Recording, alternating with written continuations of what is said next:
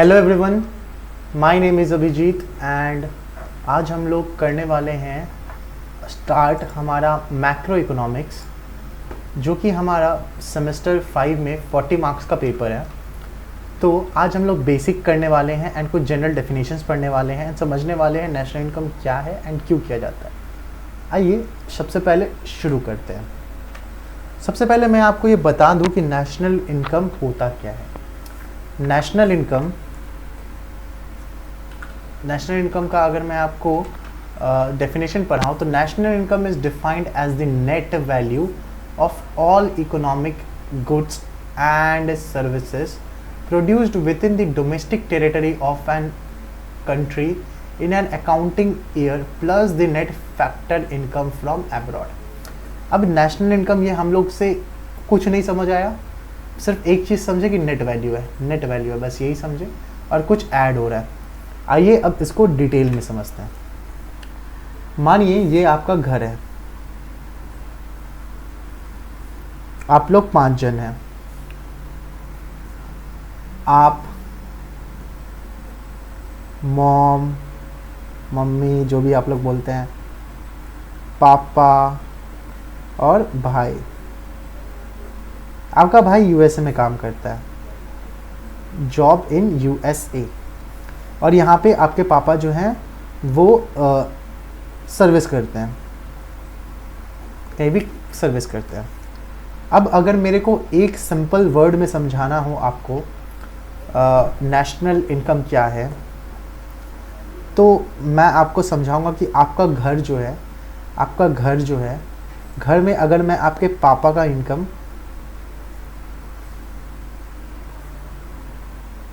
Income plus भैया का income minus depreciation कर दूं तो क्या आएगा? आपका नेशनल इनकम आ जाएगा। क्या आएगा? आपका नेशनल इनकम आ जाएगा, एनआई आ जाएगा। ठीक है, पापा का इनकम आपका प्लस आपका भैया का इनकम जो यूएसए में कमाता है माइनस डेप्रिसिएशन। अब डेप्रिसिएशन क्या? मान लीजिए ये आपका घर है, तो ये आपका इस पर बिल्डिंग होगा तो ये डेप्रिशिएट होगा, घर डेप्रिशिएट होगा। अब समझते हैं इसको तोड़ के। अब हम लोग समझ गए नेशनल इनकम क्या है। अब इसको नेशनल इनकम तक पहुंचने के लिए हम लोगों को बहुत सारे चीज़ों पे पहुंचना पड़ता है, जैसे जीडीपी पे आएंगे, फिर एनडीपी पे आएंगे, फिर एनएनपी पे आएंगे। नेशनल इनकम को ही एनएनपी बोलते हैं, एनएनपी एट एफसी। एफसी मतलब क्या? Factory cost. NNP at factory cost. अभी ये सब समझने का जरूरत नहीं है, बस मैंने बता दिया। अब आइए समझते हैं पहले जीडीपी क्या होता है। Gross domestic product, GDP. अब मानिए ये एक ईयर है। नेशनल इनकम हमेशा जनरली एक अकाउंटिंग ईयर मतलब 1/4/22, मतलब जो अप्रैल से शुरू होके अगले साल का मई तक चले। तो मान लीजिए हम लोग यहाँ पे 1/4/22 लिए, तो यहाँ पे क्या लेंगे हम लोग? 31/3/23, मतलब 1 अप्रैल 2022 से लेके 31 मार्च 2023 तक क्या हो गया? एक अकाउंटिंग ईयर हो गया। अब इस बीच आपके फादर ने जो भी कमाया, अर्न किया, all the earned income of your father, ये हमारा, इसको हम लोग बोल सकते हैं क्या? जीडीपी। अब ये जीडीपी क्यों बोल सकते हैं? क्योंकि इसमें डेप्रिसिएशन हमने लेस नहीं किया। हमने बस क्या किया? जितना भी अर्निंग है आपके फादर का उनको ऐड कर दिया, तो जीडीपी आ गया। अब ये जीडीपी में से अगर हम लोग माइनस कर देंगे डेप्रिसिएशन, तो क्या आ जाएगा हमारे पास? NDP, net domestic product, net domestic product. बाकी सब कुछ सेम है, बस डेप्रिसिएशन की वजह से जी हो गया एन। अब ये आपका आ गया एनडीपी। अब इसमें हम लोग क्या करेंगे, आपका भाई इंडियन सिटीजन है, काम भले ही बाहर कर रहा हो बट इंडियन सिटीजन है, तो उसका इनकम हम लोग यहाँ पे काउंट करेंगे, प्लस भाई का इनकम।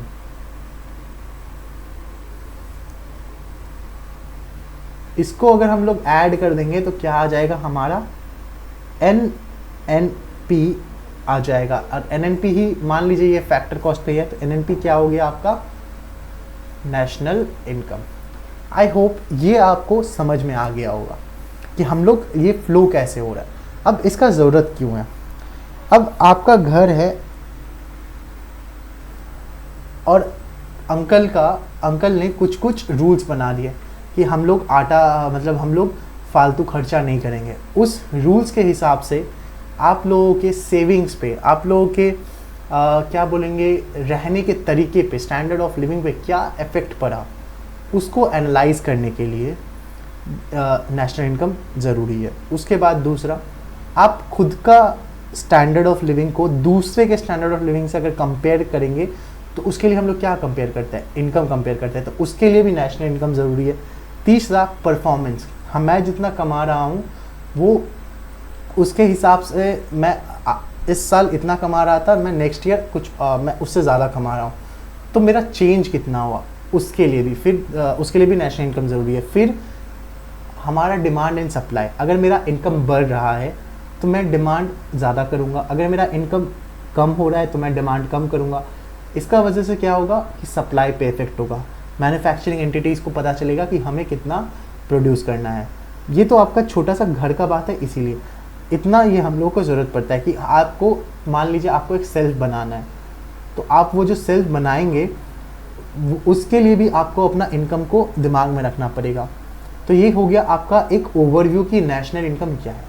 अब आइए सच में नेशनल इनकम को पढ़ते हैं on a broader scale. This is India, मान लीजिए ये इंडिया है और यहाँ पे बहुत सारे मैन्युफैक्चरिंग एंटिटीज़ हैं, इंडस्ट्रीज़ है, और ये लोग क्या करते हैं, गुड्स एंड सर्विसेज देते हैं। तो all the value of final, और एक चीज़ याद रखिएगा, हमेशा जब भी आप नेशनल इनकम करेंगे 4 पॉइंट्स ध्यान में रखिएगा। क्या 4 पॉइंट्स? एक फाइनल गुड्स होना चाहिए। फाइनल गुड्स वो गुड्स होते हैं, ये मैंने आपको नोट्स में दे के रखा है। फाइनल गुड्स वो गुड्स होते हैं जो आपने या तो बेचने के लिए रखा हो या तो आपने उसका एज अ इन्वेस्टमेंट रखा हो। जैसे कि घर, अगर आप घर बेचने के लिए खरीदते हैं तो भी वो फाइनल गुड्स है, या इन्वेस्टमेंट, मतलब आप खुद के घर में खुद रह रहे हैं तो वो एक इन्वेस्टमेंट टाइप्स हुआ, तो वो भी फाइनल गुड्स है। हमेशा हम लोग फाइनल गुड्स को ही नेशनल इनकम में लेंगे। उसके बाद क्या है हमारा की, इसके बाद क्या समझते हैं हम लोग, इंटरमीडिएट गुड्स को हम लोग नहीं लेंगे। इंटरमीडिएट गुड्स क्या होता है अब समझते हैं। इंटरमीडिएट गुड्स क्या होता है? No intermediate goods.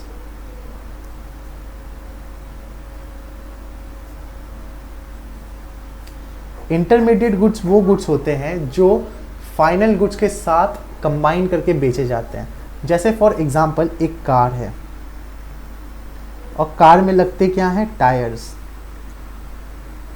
अब ये टायर्स मान लीजिए 4 लाख बने, 4 लाख प्रोड्यूस्ड, और कार कितने बने, कार आपके बने 1 लाख। तो मैंने क्या बोला, ऑलरेडी हम लोग क्या करते हैं, जितना भी हम लोगों ने गुड्स एंड सर्विसेज प्रोड्यूस किया उसको ऐड कर देते। तो यहाँ पे 4 1 5 लाख में ऐड कर दूं? जी नहीं। क्यों? क्योंकि कार में क्या लगता है, टायर। एक कार में 4 टायर लगते हैं, तो 4 लाख मैंने प्रोड्यूस किए हैं। तो ये जो 4 लाख टायर प्रोड्यूस किए हैं, इनका जो कॉस्ट है, जो वैल्यू है, मॉनेटरी वैल्यू, वो ऑलरेडी इस 1 लाख के कार में इंक्लूडेड है। इसीलिए मैं फिर से ये 4 लाख वाले जो टायर्स प्रोड्यूस किए गए हैं उनको काउंट नहीं करूँगा, मैं सिर्फ ये 1 लाख वाले के काउंट करूँगा। तो क्या हुआ, ये इंटरमीडिएट गुड्स था टायर, जो कि फाइनल गुड्स के साथ लग के बिका, तो मैं ये इंटरमीडिएट गुड्स को टेक इनटू कंसिडरेशन नहीं करूँगा। होप आपको समझ आ रहा है। ये एक पॉइंट है, ये दूसरा पॉइंट है। तीसरा पॉइंट है सिर्फ economic activities.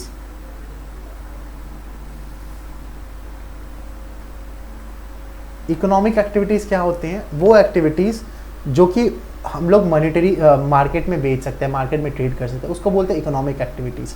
Non economic activities क्या हो गए? आप मंदिर में चले गए, आपको मानसिकता के हिसाब से आपको बहुत सुकून मिला, आपका मेंटल हेल्थ बहुत सही हुआ, आप वहाँ पे पीसफुली रहे हैं मंदिर में। बट क्या हुआ? क्या हम उसको इकोनॉमिक के टर्म्स में, उसको मॉनेटरी वैल्यू में कन्वर्ट कर सकते हैं कि आप कितना शांत हुए, आपको कितना अच्छा लगा? नहीं। तो वो नॉन इकोनॉमिक एक्टिविटीज़ है, वो हम लोग टेक इनटू कंसिडरेशन नहीं करते हैं। उसके बाद चौथा जो है with in a given period. National income जो होता है ना, वो हमेशा with in a given period होता है। जनरली ये आपका होता है अकाउंटिंग पीरियड। अकाउंटिंग पीरियड मतलब क्या? ये आपका इधर वाला, ये जो है 1/4/2022 से लेके 31/3/23 तक, ये है आपका अकाउंटिंग पीरियड। ठीक है। उसके बाद जो है ट्रांसफ़र पेमेंट्स को नहीं इंक्लूड करना है। ट्रांसफ़र पेमेंट को इंक्लूड नहीं करना है।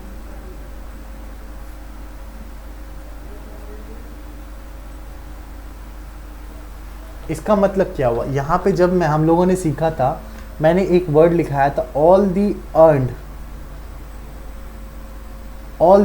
इनकम। अर्नड इनकम क्या? जो मैंने कमाया है। एंड ट्रांसफर पेमेंट्स क्या होते हैं ना, जैसे सब्सिडी हो गया, आपको सब्सिडीज गवर्नमेंट देता है, तो वो हो गया आपके ट्रांसफर पेमेंट, जिसके लिए आपने कुछ मेहनत नहीं की है, आपने उसको अर्न नहीं किया, तो वो ट्रांसफर पेमेंट हो गया, वो नेशनल इनकम में नहीं आता।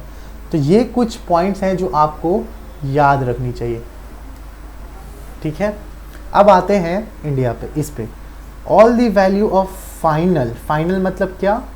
जो या तो मैंने बेचने के लिए रखा है या मैंने उसमें इन्वेस्ट किया, एज अ इन्वेस्टमेंट हो गया। All the value of final goods and services. National income computation में गुड्स भी आते हैं, सर्विसेज भी आते हैं। गुड्स मतलब क्या हो गया? आप मान लीजिए गुड्स मतलब हो गया कार। सर्विसेज मतलब क्या हो गया? बैंकिंग सर्विसेज, टीचिंग सर्विसेज, ये भी ऐड होता है। All the value of final goods and services. All the value नहीं होगा यहाँ पे, net value. All the net value मतलब क्या? जैसे कि हम लोगों ने यहाँ पे सीखा था, ग्रॉस से, जीडीपी से अगर हम लोग डेप्रिसिएशन माइनस कर देंगे ना, तो एनडीपी आ जाएगा। एनडीपी मतलब क्या? नेट। तो नेट कब आएगा? जब हम लोग डेप्रिसिएशन माइनस कर देंगे। तो all the net value of final goods and services produced within a given period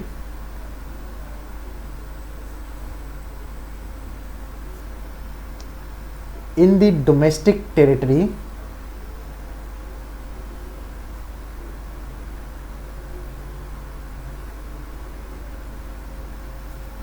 plus net factor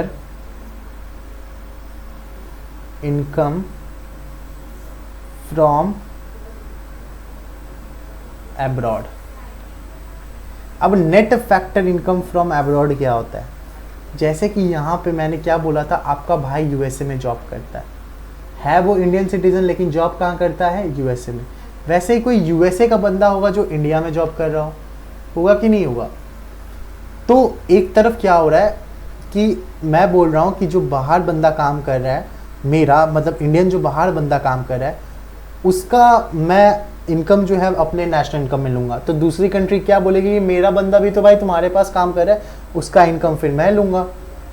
तो एक बंदा का इनकम तो दोनों जगह कैलकुलेट, मतलब दोनों जगह ऐड नहीं किया जा सकता, तो इसको नेटिंग कर देते हैं। आपका भाई बाहर काम कर रहा है, उसको मैंने क्या किया? ऐड किया। किसी और का भाई यहाँ काम कर रहा है, उसका मैं माइनस कर दूंगा, तो उससे क्या आ जाएगा? मेरा net factor income from abroad. अब जब इसको हम लोग बोलते हैं नेशनल इनकम, ये है आपका नेशनल इनकम। कि जो नेट वैल्यू है, नेट वैल्यू मतलब डेप्रिसिएशन माइनस हो गया है, of final goods and services. Final मतलब क्या, जो या तो मैंने बेचने के लिए रखा है, या तो मैंने उसको एज ए इन्वेस्टमेंट रखा है during a given period which is normally a financial year, produced within the domestic territory, मतलब इंडिया में प्रोड्यूस हुआ है, plus NFIA, net factor income from abroad. आप मतलब क्या, जो इंडिया के बंदे बाहर काम कर रहे हैं या बाहर में इंडिया का कंपनी है, उसका इनकम मैं ऐड करूंगा, एंड जो इंडिया में बाहर की कंपनीज काम कर रहे हैं उनका इनकम मैं माइनस करूंगा, तो मेरे को पास आ जाएगा नेशनल इनकम। अब इसका ज़रूरत क्या पड़ा, नेशनल इनकम को कंप्यूट करने का ज़रूरत क्या पड़ा? पहला ज़रूरत ये पड़ा कि ये ना शॉर्ट रन परफॉर्मेंस में हम लोगों को इवैल्यूएशन करने में इजी होता है। क्या होता है? शॉर्ट रन परफॉर्मेंस को एनालाइज में हेल्प करता है। अब कैसे हेल्प करता है? जैसे कि मैंने आपको इस वाले केस में समझाया था कि आपके पापा ने कुछ रूल्स बना दिए कि हम लोग फालतू खर्चे नहीं करेंगे। वैसे गवर्नमेंट क्या करती है ना, इकोनॉमिक पॉलिसीज़ बनाती है। हर साल बजट आता है, उसमें बहुत सारे फलाना ढिमकाना, हम लोग इतना इसमें खर्चा करेंगे, रेलवे में इतना खर्चा करेंगे, इसमें उतना खर्चा करेंगे, वो होता रहता है, वो बोला जाता है। तो गवर्नमेंट जो अपना पॉलिसीज़ बना रही है, चेंज कर रही है, उसका इम्पैक्ट जो रहता है ना शॉर्ट रन है, मतलब एक साल के भीतर हमें पता चल जाएगा। तो उसको एनालाइज करने के लिए नेशनल इनकम ज़रूरी है। दूसरा, इंटरनेशनल कंपैरिजन।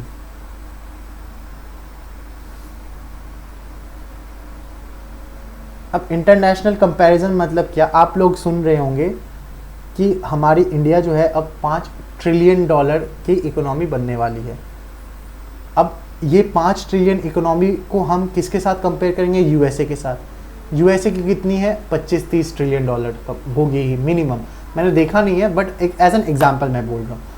फिर हम लोग वहाँ के जो लोग रहते हैं उनके स्टैंडर्ड ऑफ लिविंग के हिसाब को हमारे स्टैंडर्ड ऑफ लिविंग के हिसाब से कंपेयर कर पाएंगे, तो ये इसमें हेल्प करता है। तीसरा है helps in analysing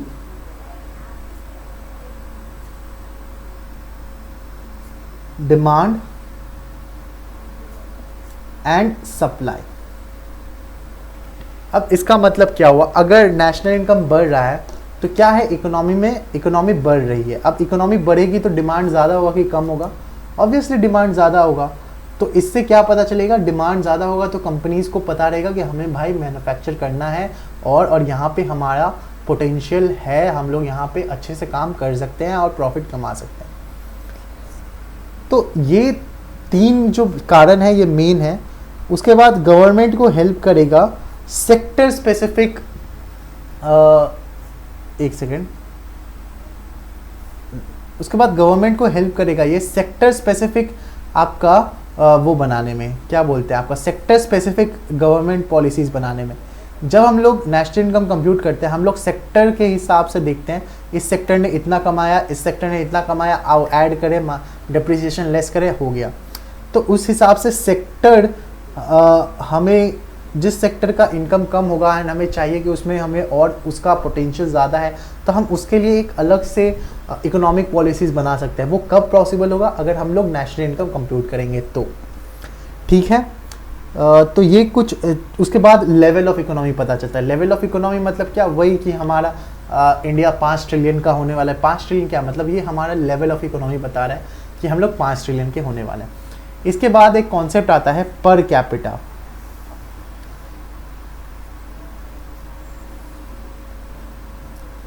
per capita income.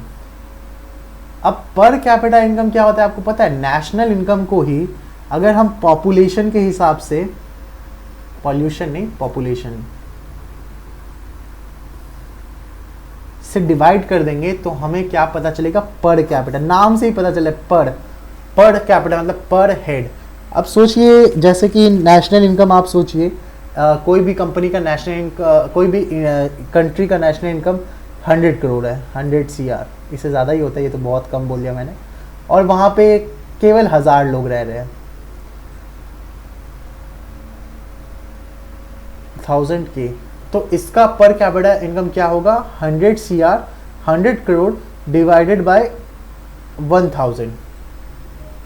तो इसका आंसर क्या होगा, एक सेकेंड मैं देखता हूं, 100 करोड़ डिवाइडेड बाय 1000, तो इसका पर कैपिटा इनकम आ रहा है आपका 10 लाख का।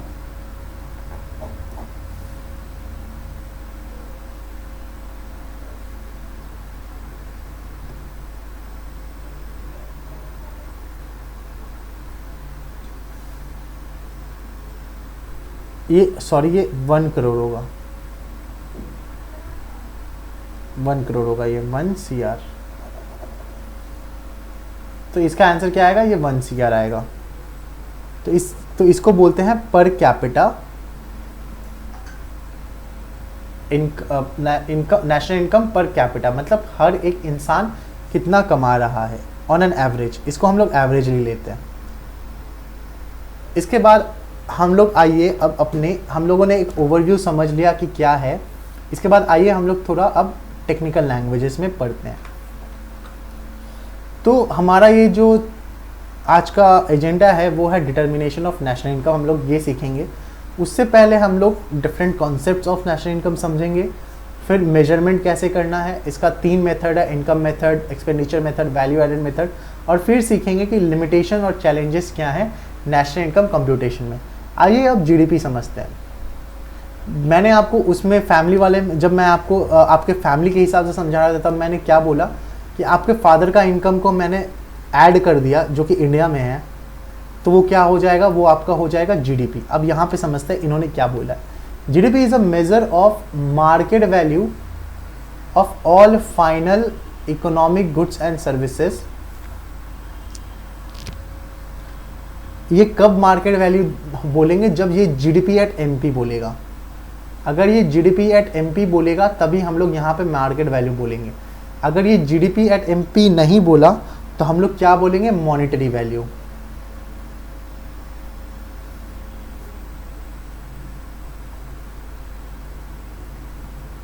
समझे आप? अगर ये जीडीपी एट एमपी बोलेगा तो हम लोग क्या बोलेंगे, market value, it is a measure of the market value. अगर ये सिर्फ जीडीपी बोलेगा तो क्या बोलेंगे, it is a measure of monetary value of all the final goods and services. Gross of depreciation, gross of depreciation मतलब क्या, depreciation minus नहीं हुआ है, produce with the domestic territory of a country during a given period. Given period मतलब क्या, वही financial year में जितना भी हमने गुड्स एंड सर्विसेज प्रोड्यूस किया है उसको अगर हम लोग ऐड कर देंगे मॉनेटरी टर्म्स में तो वो हमारा जीडीपी आ जाएगा। इसके बाद आते हैं जीएनपी पे। जीएनपी में मैंने आपको क्या बोला था, GNP is same as GDP, बस हम लोग डेप्रिसिएशन माइनस करेंगे। आइए अब इसको पढ़ते हैं। और ये भी जीएनपी एट एमपी है। ये क्या है, जीएनपी एट एमपी। अगर जीएनपी सिर्फ दिया हो तब क्या बोलेंगे, लिखेंगे हम लोग, it is a measure of monetary value. आपको और कुछ नहीं करना है, बस मार्केट वैल्यू को रिप्लेस करके मॉनेटरी वैल्यू पे कर देना। तो GNP at MP is a measure of market value. MP मतलब क्या होता है, market value, market price. MP मतलब क्या, market price. MP means market price.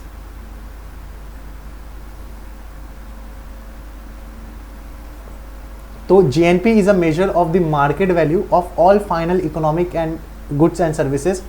Gross of depreciation, ये सॉरी ये जीएनपी था, ये एनपी नहीं था। Gross of depreciation with in the domestic territory of a country bye normal resident during an accounting year including net factor income from abroad.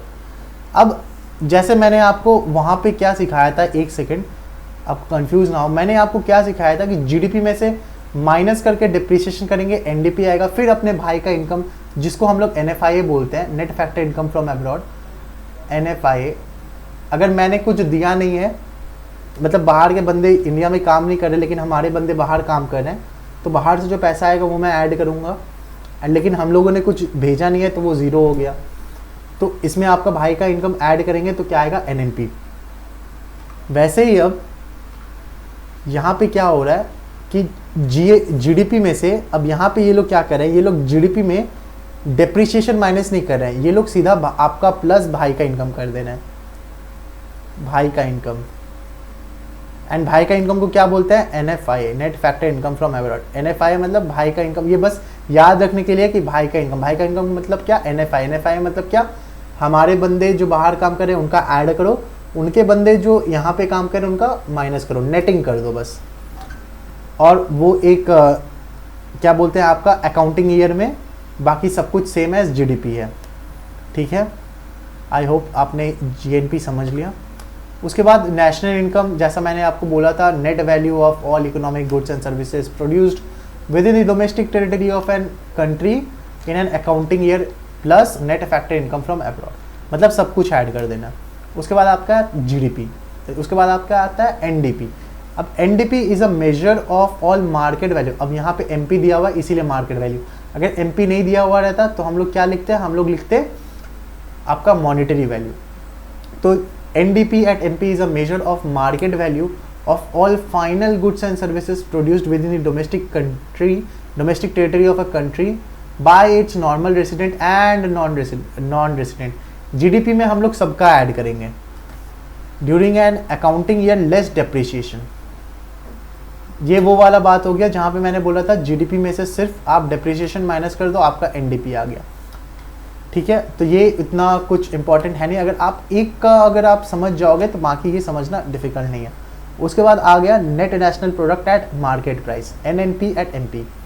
It is a measure of market value of all final goods and services produced by normal resident within domestic territory of a country including the net factor income from abroad during an accounting year excluding depreciation. मतलब क्या हो गया आपका ये NNP at MP क्या हो गया कि मार्केट प्राइस। और एक बात समझिए, फैक्टर कॉस्ट FC से मार्केट प्राइस में जाने के लिए आपको ऐड करनी पड़ेगी इनडायरेक्ट टैक्सेस।